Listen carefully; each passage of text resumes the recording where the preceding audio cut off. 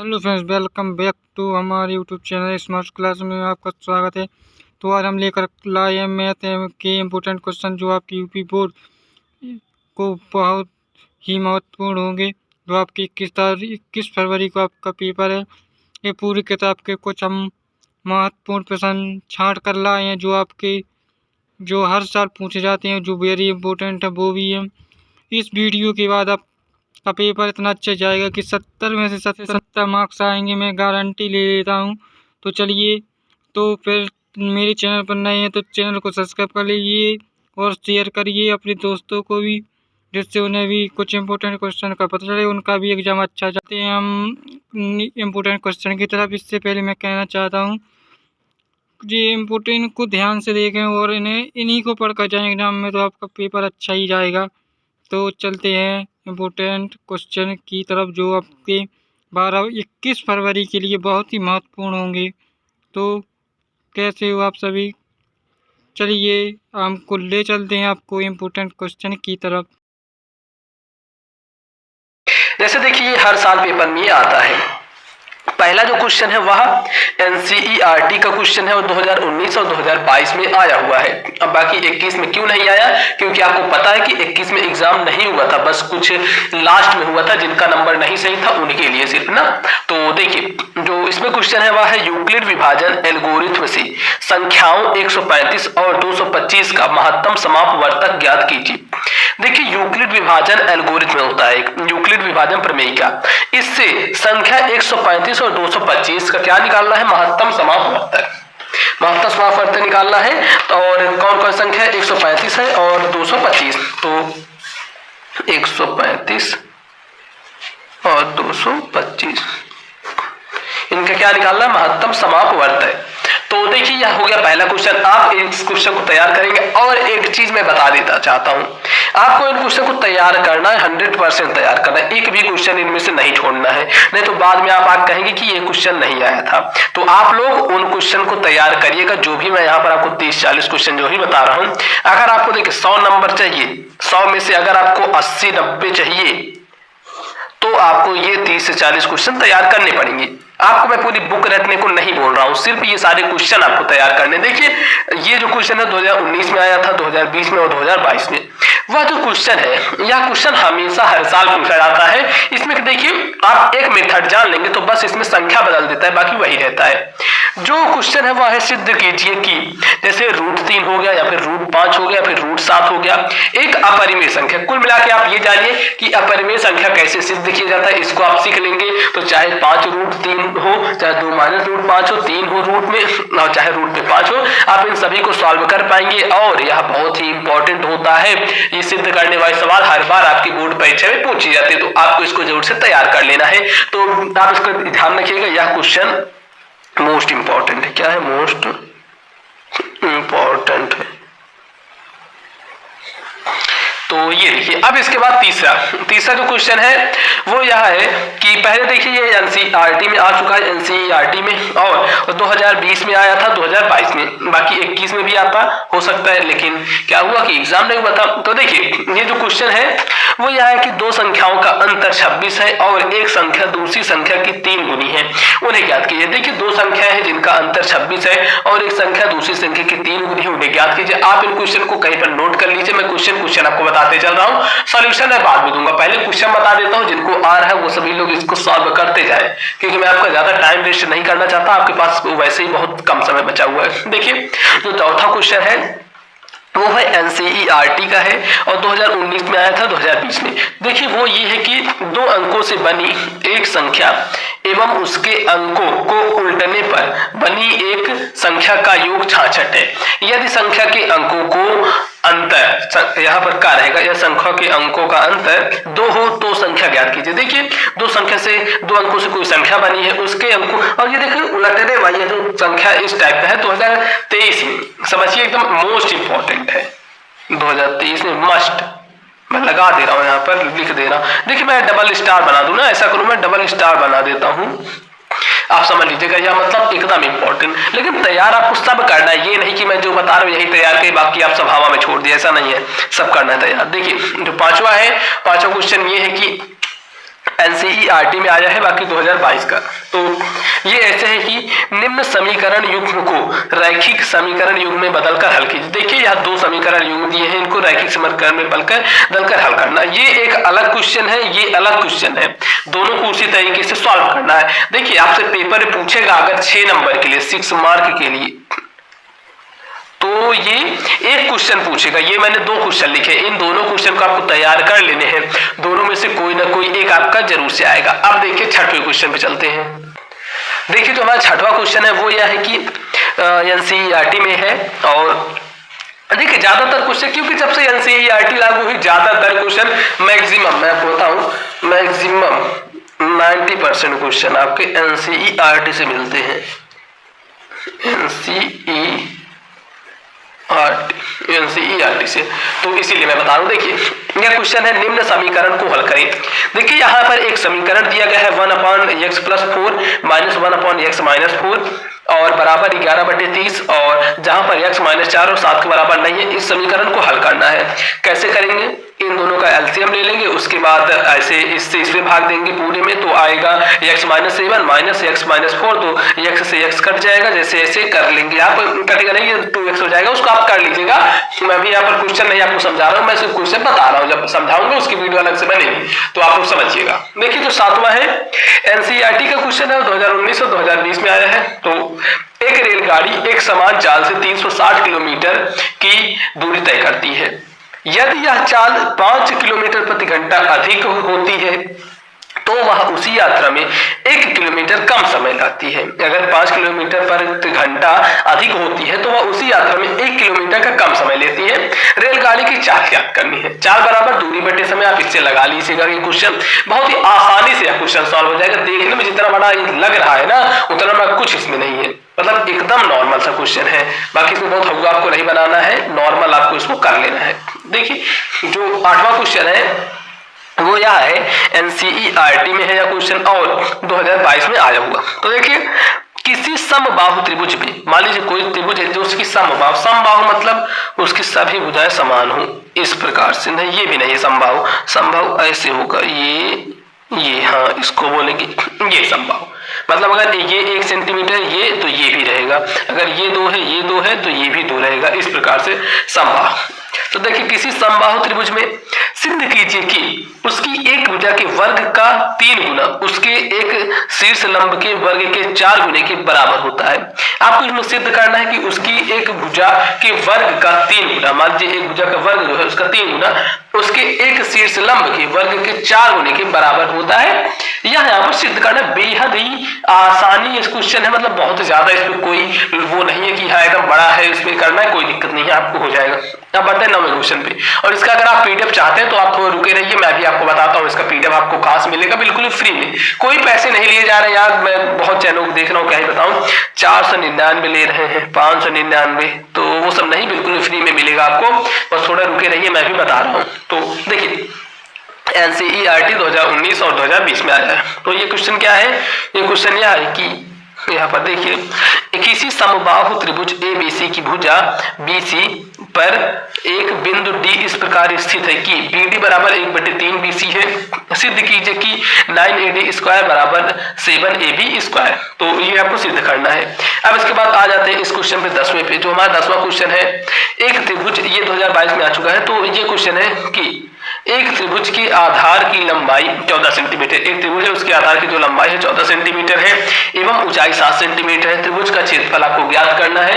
और देखिए मैं एक वीडियो आपको बनाया है जिसमें कि पूरी बुक के जितने भी फॉर्मूले हैं, ऑल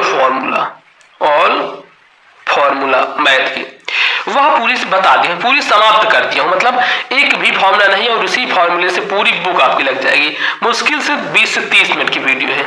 आप लोग देखिए यूट्यूब पे जाकर सर्च करिए class 10th math all formula bye mobile पर स्कूल, इतना आपको जरूर से डाल देना। लास्ट में बाय मोबाइल पर स्कूल लिख देंगे तो वह वीडियो सबसे ऊपर ही आ जाएगी ना, तो इतना आपको करना है तो आ जाएगी। पहले अभी इसको देख लीजिए, बाद में आप उसको देख लीजिएगा। तो ये मैंने बता दिया ना। अब बढ़ते हैं आगे। देखिए जो हमारा नेक्स्ट क्वेश्चन है यहाँ काफी ज्यादा इंपॉर्टेंट है। के किस मान के लिए समीकरण जो यहाँ पर समीकरण दिया है 2x² और माइनस के ब्रैकेट में x - 2 = 0 के मूल बराबर है। k का ऐसा कौन सा मान है जिसके लिए ये जो समीकरण है इसके मूल बराबर है, तो यह आपको यहाँ पर लिखना है। और यहाँ पर काफी इजी क्वेश्चन है। आप क्या करेंगे, इसको जैसे उस तरफ ले जाएंगे तो -2x² हो जाएगा और फिर क्या करेंगे, इससे इसमें करके माइनस माइनस कट जाएगा। बहुत ही आसान है, आप जब इसको करेंगे तो आपको समझ में आएगा। अब देखिए बढ़ते हैं आगे। जो हमारा 12वां क्वेश्चन है ये कि जो कि NCERT में आया है, 2019 में आया है, 2021 में, 2022 में। आप कहेंगे ये 21 आपने कैसे लिख दिया। देखिए जिनका एग्जाम नहीं हुआ था, क्यों सभी का नहीं हुआ था, जो प्रमोट हुए थे, जो अपने नंबर से नहीं खुश थे, उनके लिए एक एग्जाम कराया गया था 2021 में। आपको पता होगा, नहीं पता मैं बता देता हूँ। तो जो एक एग्जाम कराया गया था नंबर बढ़वाने के लिए या फिर नंबर कम करवाने के लिए भी बोल सकते हैं, क्योंकि उसमें जितना नंबर आता उस हिसाब से नंबर बढ़ता है फिर कम होता, तो वह ये उसमें कुछ ही क्वेश्चन थे, तो वह बहुत ज्यादा वैल्यू का नहीं है। देखिए k के किस मान निम्न में कुछ गलत है, k का मान निम्न में से यदि बिंदु A 2,3 B 4, के और C 6,-3 संरेखी है। तो यह बताना क्वेश्चन ये काफी इंपॉर्टेंट है, भले ही ये 2021 में कब आया हो, लेकिन ये जो क्वेश्चन है काफी ज्यादा इंपॉर्टेंट है, आप इसको तैयार करिएगा। फिर आते हैं 12वें क्वेश्चन पे, तो 12 हो गया, 13वें पे आते हैं। 13वां जो क्वेश्चन है हमारे NCERT का क्वेश्चन 2020 में आया, 2022 में। तो y का वह मान ज्ञात कीजिए जिसके लिए बिंदु P 2,-3 और Q 10, y के बीच की दूरी 10 मात्रक है। तो y का ऐसा मान हमें ज्ञात करना है। इसके बाद 14वां क्वेश्चन पे हम आ जाते हैं। 14वां जो क्वेश्चन है काफी इजी क्वेश्चन है और इम्पोर्टेंट क्वेश्चन भी है। मैं आपको बता दे रहा हूँ, आप ऐसे इंपॉर्टेंट पहचानिए, मैं जितने लिखा हूँ सब इंपॉर्टेंट है, मैं पहले ही आपको बता दे रहा हूँ। बाद में आके आप ये मत कहिएगा, आप अगर खुद पढ़ के नहीं गए रहेंगे तो पेपर में नहीं आए। आपको इन सारे क्वेश्चन को अच्छे से तैयार करना है, उसके बाद बताइएगा अगर पेपर में ना आए। ये सारे क्वेश्चन आपको मिलेंगे क्योंकि काफी ज्यादा मेहनत और हर जगह से ढूंढ के ये क्वेश्चन लिखे गए हैं, तो आपको पेपर में देखने को जरूर से मिलेगा। तो इसकी आप चिंता मत कीजिए, बस आप पढ़ने पर ध्यान दीजिए। देखिए वह अनुपात ज्ञात कीजिए जिसमें बिंदुओं -3,10 और 6,-8 को मिलाने वाले रेखाखंड को बिंदु -1,6 विभाजित करता है। तो ये ज्ञात करना है। अब इसके बाद 15वें क्वेश्चन पे आते हैं। 15वां देखिए हमारा जो क्वेश्चन है, ये क्वेश्चन साफ यहाँ पर ये है कि पहले तो 2022 में क्वेश्चन आया है। उसके बाद देखिए बिंदु आपको दिया गया है पहला 5,8। अच्छा आपको ये पता है क्या कि x किसको बोलते हैं, y किसको बोलते हैं, x1 y1 x2 y2 किसको बोलते हैं, पता है आपको? नहीं पता, मैं बता देता हूँ थोड़ा सा, एक मुझे 30 सेकंड का समय दे दिए। जैसे 5,8 दिया है और क्या दिया है 7,-3। आप समझिए, देखिए मान लीजिए कोई अगर एक दिया होता जैसे 5,8, तो इसमें क्या है, पहला वाला ये x होता है, ये दूसरा वाला y होता है, ठीक। और इसमें क्या होगा, आप कहेंगे 2 है तो पहला वाला होता है x1, दूसरा वाला y1, इसके बाद ये जो है ये होगा x2, ये होता है y2। अगर इसी बार मान लिया आगे बढ़ा दे 1,2 तो ये हो जाएगा x3 और ये हो जाएगा y3। क्लियर ना, दिमाग में क्लियर हो गया। जैसे एक सूत्र होता है बीच की दूरी वाला, x1 - x2 का होल स्क्वायर और प्लस y1 - y2 का होल स्क्वायर। तो इस प्रकार से आप समझिए x y क्या है, ये सब चीजें मैंने समझा दिया, समझ में आ गया होगा आपको। क्लियर ना, अब आगे बढ़ते हैं। देखिए बिंदु 5,8 और 7,-3 से खींचा जाने वाला रेखाखंड x अक्ष तथा y अक्ष से किस अनुपात में विभक्त करता है, किस अनुपात में विभक्त करता है, आपको यही बताना है। बहुत ज्यादा हार्ड ये सब क्वेश्चन नहीं है, मैं पहले ही बता दे रहा हूँ, बहुत इजी क्वेश्चन है और इजी क्वेश्चन ही बोर्ड एग्जामिनर पूछता है, क्योंकि आप लोग अभी हाई स्कूल में है, बहुत आगे नहीं है। हाई स्कूल में तो आपसे इजी ही क्वेश्चन पूछेगा। देखिए जो 16वां क्वेश्चन है NCERT 2020 का है, तो ये क्वेश्चन है 2, मैंने यहाँ पर 2 क्वेश्चन लिखे हैं। सिद्ध करना है आपको, क्या सिद्ध करना है, पहला तो है tan θ/1 - cot θ plus cot θ/1 - tan θ is equal to 1 + sec θ into cosec θ। यह आपको सिद्ध करना है। यह मैं पहले ही बता देता हूँ, आपको एक बार पढ़ने से तैयार बिल्कुल नहीं होने वाला, मैं अभी ही आपको ये चीज बता दे रहा हूँ। आपको इसके लिए टाइम देना पड़ेगा और टाइम आपको आधे घंटे 1 घंटे प्रॉपर एक चीज के लिए देना पड़ेगा। अब आप लोग इसको कैसे तैयार करेंगे मैं थोड़ा सा आपको बताता हूँ। पहले तो आप इसको समझने की कोशिश करिएगा, उसके बाद लिखना है। आप इसको 5 से 6 बार लिखिए, फिर लिखिए, कम से कम 10 बार लिखिए। 10 बार में आपके एकदम दिमाग में बैठ जाएगा। तो इस प्रकार से करना, आपका याद होगा, समझ में आएगा। उसके बाद देखिए ये जो है आपका नेक्स्ट सिद्ध करने वाला 1 + tan square a upon 1 + cot square a is equal to 1 - tan square a upon 1 - cot a is equal to tan square a। ये आपको सिद्ध करना। तो ये होगा 16 क्वेश्चन। अब बढ़ते हैं 17 पे। देखिए 17 नंबर जो क्वेश्चन है NCERT 2019 और 22 का। तो इसमें क्वेश्चन में है 7 मीटर ऊंचे भवन के शिखर से एक केबल टावर के शिखर का उन्नयन कोण 60 अंश है और इसके पाद का अवनमन कोण 45 अंश है। टावर की ऊंचाई ज्ञात करनी है। तो ये आपको ज्ञात करनी है। वेरी वेरी इंपॉर्टेंट क्वेश्चन, आप लोग इसको तैयार करेंगे। अब इसके बाद देखिए मैंने सिर्फ यहाँ पर एक ही क्वेश्चन इससे रिलेटेड क्यों लिखा, क्योंकि यह जो एक्सरसाइज है इतनी ज्यादा इंपॉर्टेंट समझ लीजिए आपके लिए, बहुत ही महत्वपूर्ण है। इसीलिए मैंने यहाँ पर लिख दिया फुल एक्सरसाइज मोस्ट इंपॉर्टेंट। यह जो एक्सरसाइज है इसमें के आप लोग इसमें जो 6 से 7 क्वेश्चन आपको तैयार करने हैं। इस एक्सरसाइज के 6 से 7 क्वेश्चन। मैं यहाँ पर अभी 6 से 7 क्वेश्चन नहीं लिखा, मैंने एक क्वेश्चन लिख दिया। अब आपको मैं बता रहा हूँ कि 6 से 7 क्वेश्चन आपको तैयार करने, तभी आपके अच्छे नंबर आएंगे। इसको एक्सरसाइज आप लोग जाइए 6 से 7 क्वेश्चन जो है, क्योंकि इसमें यार सारे इंपॉर्टेंट है। मैं कैसे एक बता दूं, अभी मैं यही बता दूंगा, सिर्फ यही इंपॉर्टेंट है और मैं नहीं बताऊंगा। बोर्ड परीक्षा में नहीं आएगा, मैं ऐसा नहीं चाहता। आपको भले ही 1 घंटा ज्यादा लग जाए, लेकिन आप 6-7 क्वेश्चन इसमें से तैयार कर लीजिएगा। तो ये हो गया। अब इसके बाद 18वां है NCERT में है ये क्वेश्चन और 2019, 20 और 22 में आया हुआ है। आप देखिए एग्जाम के बाद मिलाइएगा कि इसमें से क्वेश्चन आया है या नहीं, तो आपको आया हुआ मिलेगा ना। तो देखिए 4 सेंटीमीटर, 5 सेंटीमीटर और 6 सेंटीमीटर भुजाओं वाले एक त्रिभुज की रचना कीजिए और फिर इसके समरूप एक अन्य त्रिभुज की रचना करें जिसकी भुजाएं दिए हुए त्रिभुज की संगत भुजाओं की 2/3 गुनी है। यह करना है आपको, यह त्रिभुज वाले चैप्टर से है। तो ये चीज है। अब इसके बाद बढ़ते हैं 19वें नंबर पर। 19वां नंबर देखिए फिगर की तरह है, तो मैंने यहाँ पर फिगर भी आपके लिए ड्रॉ किया है। NCERT में पहली बात तो ये क्वेश्चन है, और उसके बाद जो है 2020 में आया है, उसके बाद फिर 2022 में ये क्वेश्चन है। AB और CD केंद्र O तथा त्रिज्याएं 21 सेंटीमीटर और 7 सेंटीमीटर वाले 2 संकेंद्रीय वृत्तों को क्रमशः 2 चाप है। ये देखिए AB और CD देख लिया, ये है 21 सेंटीमीटर और AB 21 सेंटीमीटर का, और केंद्र O तथा त्रिज्या इसमें कह रहा है 21 सेंटीमीटर और 7 सेंटीमीटर वाले। ये देखिए 21 यहाँ से यहाँ तक और ये 7। तो आपको देखिए क्या सिद्ध करना है, मैं वो आपको बता देता हूँ क्या निकालना है आपको। इसमें क्या ज्ञात करना है आपको, इसमें ये ज्ञात करना है कि ये जो एंगल है कोण AOB बराबर 30 अंश, ये है 30 अंश यहाँ दिया है। चलिए तो छायांकित भाग का क्षेत्रफल आपको ज्ञात करना है। यह जो है इसका आपको क्षेत्रफल ज्ञात करना है। यही है आपका छायांकित भाग, ये वाला मैं ऐसे बना दे रहा हूँ ताकि आपको समझने में आसानी हो जाए। ये जो है ठीक, तो ये होगा छायांकित भाग। इसका आपको क्षेत्रफल ज्ञात करना है, उसको आप लोग बहुत ही आराम से ज्ञात कर लेंगे, बहुत ज्यादा इसमें कुछ नहीं है। इतने का आप लोग निकाल लेंगे क्षेत्रफल एक बार पूरे का, फिर आप लोग इतने का निकाल लेंगे और इसमें से इतना घटा देंगे तो आपका आ जाएगा। ठीक है, अब बढ़ते हैं आगे। इसके बाद जो हमारा क्वेश्चन है 20 नंबर, सभी आकृति वाले प्रश्न सॉल्व करें। देखिए जो वृत्तों से संबंधित क्षेत्रफल है, इसमें जो मोस्ट इंपॉर्टेंट क्वेश्चन है वह जो आकृति वाले हैं, फिगर वाले हैं, फिगर वाले जो क्वेश्चन है वह क्वेश्चन आपको सॉल्व करने हैं। करीबन 6 से 7 फिगर वाले क्वेश्चन आपको इसमें से सॉल्व करने और उसी में से आपका पूछेगा। तो मैं इतना बता दे रहा हूं, आपको इसमें से 6 से 7 फिगर वाले क्वेश्चन सॉल्व करने पड़ेंगे।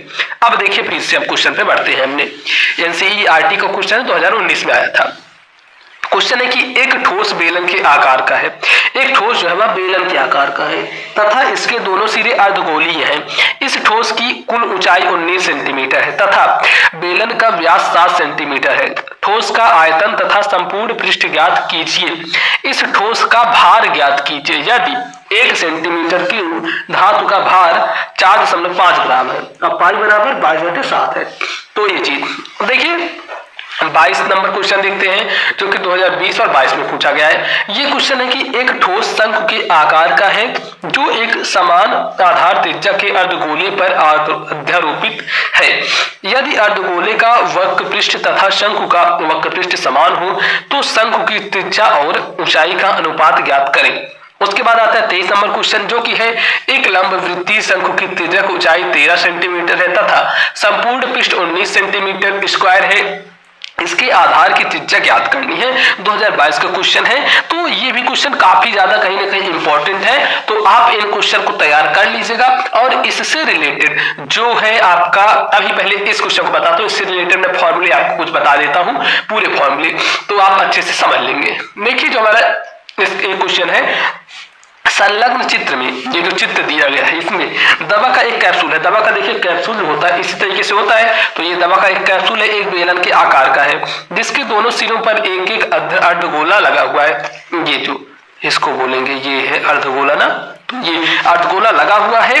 पूरे कैप्सूल की लंबाई 14 मिलीमीटर है, 14 मिलीमीटर है इसकी लंबाई, और क्या है उसका व्यास 5 मिलीमीटर है।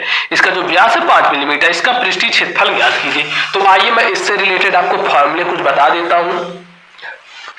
ये है देखिए कुछ फॉर्मूले, वृत्त का व्यास 2r और वृत्त की परिधि 2πr, वृत्त का क्षेत्रफल πr स्क्वायर, वृत्तकार वलय का क्षेत्रफल पाई ब्रैकेट में r1 का स्क्वायर माइनस r2 का स्क्वायर। ये सब अगर आपको पूरा डिटेल में चाहिए तो मैं उसके लिए वीडियो बनाया हूँ, आप उसको जाकर देख सकते हैं। पहले इस चैप्टर को आप समझिए। देखिए इस चैप्टर के जो फॉर्मूले हैं, वृत्त के त्रिज्यखंड का क्षेत्रफल जो है a बराबर θ/360 πr स्क्वायर, और वृत्तखंड का क्षेत्रफल बराबर r स्क्वायर, फिर उसके बाद ब्रैकेट में पाई θ/360 माइनस sin θ/2। उसके बाद घनाभ का कुल पृष्ठीय क्षेत्रफल 2lb plus bh plus hL।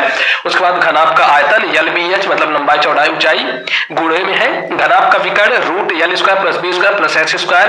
घनाभ के संपूर्ण पृष्ठ का क्षेत्रफल, घनाभ के संपूर्ण पृष्ठ का क्षेत्रफल 6a स्क्वायर। घन का आयतन a क्यूब। घन का विकर्ण √3a मात्रक। बेलन का आयतन πr स्क्वायर, बेलन का वक्र पृष्ठ 2πrh, बेलन का संपूर्ण पृष्ठ 2πrh प्लस r। उसके बाद ये देखिए इसमें आपको यही फॉर्मूले ही मेन है। इस चैप्टर में फॉर्मूले बहुत सारे हैं तो आपको तैयार करने पड़ेंगे, नहीं तो आप क्वेश्चन कर नहीं पाएंगे। शंकु का आयतन 1/3 πr स्क्वायर h, शंकु का वक्र पृष्ठ πrl, शंकु का संपूर्ण पृष्ठ πr l प्लस r, शंकु की तिरछी ऊंचाई l is equal to √r square plus h square. गोले का आयतन 4/3 πr क्यूब, गोले का संपूर्ण पृष्ठ 4πr स्क्वायर, अर्धगोले का आयतन 2/3 πr क्यूब, अर्धगोले का संपूर्ण पृष्ठ 3πr स्क्वायर। शंकु छिन्नक का आयतन πh/3 और ब्रैकेट में देख लीजिए कैपिटल R का स्क्वायर प्लस r स्क्वायर और capital R into small r। और शंकु का पृष्ठीय क्षेत्रफल πl ब्रैकेट में capital R plus small r। शंकु छिन्नक का संपूर्ण पृष्ठीय क्षेत्रफल ये देखिए पाई और capital R square plus r small r square plus l bracket में कैपिटल R प्लस r वर्ग इकाई। बाकी इसका संपूर्ण वीडियो मैंने बनाया हुआ है, तो वो हो गया आपका। अगर आपको फॉर्मूले वाली वीडियो चाहिए तो आप लोग जाकर देख ले सकते हैं। अब बढ़ते हैं पहले सांख्यिकी की ओर। सांख्यिकी से आपका 10 नंबर केवल सांख्यिकी से ही पूछा जाता है, तो आप लोग इस पर जरूर से ध्यान दीजिएगा। केवल 1-2 क्वेश्चन आपसे पूछेगा, उसी से आपका 10 नंबर क्लियर हो जाता है, तो यह बहुत ही इंपॉर्टेंट है। इसका एक इंपॉर्टेंट क्वेश्चन मैंने लिया हुआ है जो कि 2019 में 20 में 21 22 लगातार 4 साल से आया है, जो कि है निम्न बारंबारता सारणी से माध्यिका ज्ञात करें।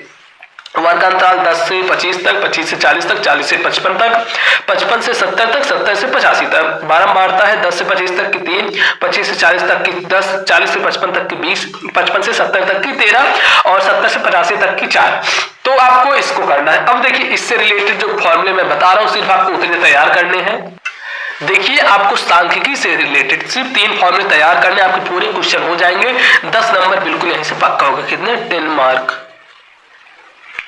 10 मार्क्स बहुत ज्यादा नंबर होते हैं, समझ लीजिए, क्योंकि 10 मार्क्स से आप पास फेल हो जाएंगे।